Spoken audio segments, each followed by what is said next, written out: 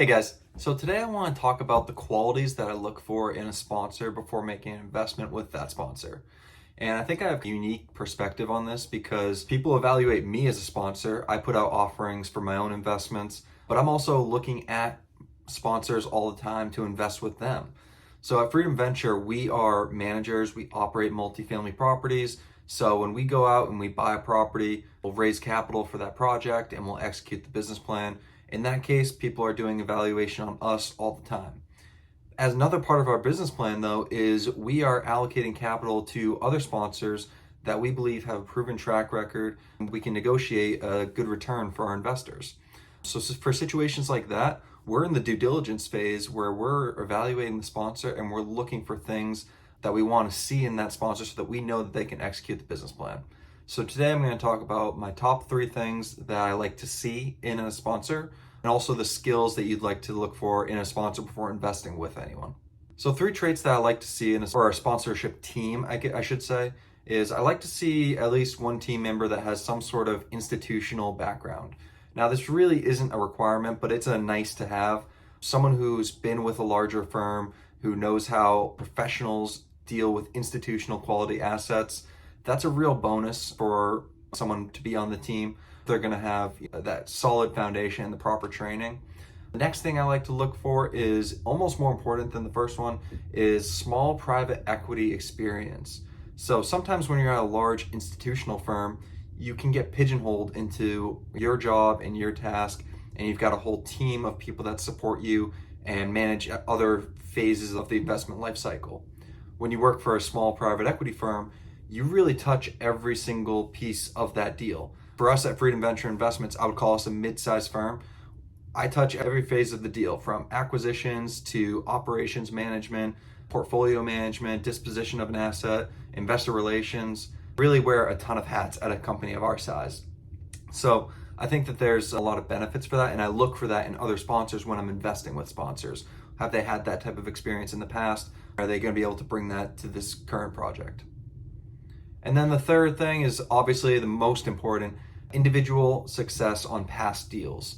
Have they been successful in the past? And more so than that, have they been successful on the type of project that they're proposing to you? So if someone's been successful investing in retail assets, I'm not necessarily going to be convinced that they're able to execute a multifamily investment business plan. So that's something I'm going to want to look for. So in speaking to that, speaking about the traits that I look for in qualified investor sponsors, I want to see acquisitions and development are very different strategies in real estate. When you're acquiring something and that's existing and you're going to execute a value add strategy, that's one business plan. Going out and developing a new product from the ground up, totally different business. So if I see someone who has a lot of existing acquisitions experience, they've executed value add strategies before, core plus, but again, existing properties that they've bought and then executed the business plan, and now they're proposing to me that they're going to go out and do their first real estate development project, I'm not convinced. Unless they have someone on their team that has that experience, I'm not going to be convinced that they're going to have the knowledge, experience, and be able to execute that business plan. I don't want to be the investor that rides with that partner for the first time and they're using that experience as their learning experience and they're making their mistakes with my capital. Another trait to look for in a sponsor is some sort of asset management experience. Asset management is really what drives the success of the business plan.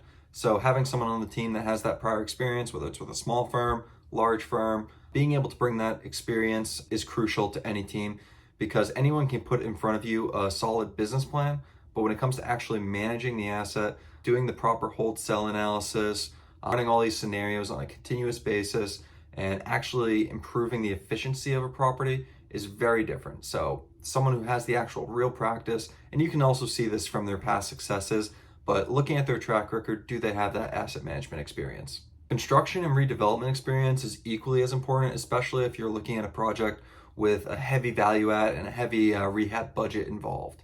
So someone on the team has to have been a GC before, currently is a GC, someone who's able to manage a budget for a project.